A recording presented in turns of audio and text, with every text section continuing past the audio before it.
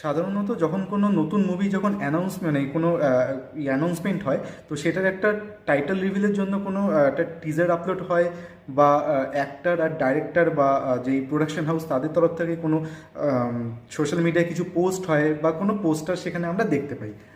But এই ক্ষেত্রে কিন্তু সেটা নয়। আলু অর্জুন আর আটলি নেক্সট যেটা মুভি, তার জন্য তারা একটা প্রমোশনাল ভিডিও তারা বানিয়েছে, যেটা হচ্ছে ইন্ডিয়া থেকে তারা লস অ্যাঞ্জেলসে গেছে, সেই স্টুডিওতে ভিজিট করেছে, যার মানে যেই স্টুডিওর সাথে তারা কাজ করবে। আর স্টুডিওগুলো এমনি সেমনি স্টুডিও না, তারা হলিউডে তারা অনেক বড় বড় প্রজেক্টে তারা কাজ করেছে। ইভেন মার্ভেলের প্রজেক্টে, আফতারের প্রজেক্টে, তারা স্টার ওয়ার্সের প্রজেক্টে তারা কাজ করেছে। তো এই ক্ষেত্রে বোঝা যায় যে এই মুভিটা কত বড় বাজেট আর কত বড় স্কেলের মুভি হবে। কিন্তু মানে একটা মেন যেটা বলার বিষয় সেটা হচ্ছে, এই মুভিতে আলু অর্জুন কিন্তু অনেক পরে চুজ করেছে।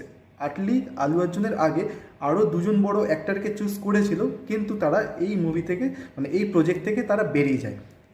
তারা কেন বেরিয়ে যায় আর মানে যেই দুজনকে চুজ করেছিল সেই দুজনকে, সেটার ব্যাপারে আমি অলরেডি একটা ভিডিও বানিয়েছি, নিচে লিঙ্ক দেওয়া আছে। ভিডিওটা তোমরা দেখলে তোমরা সেটা বুঝতে পারবে।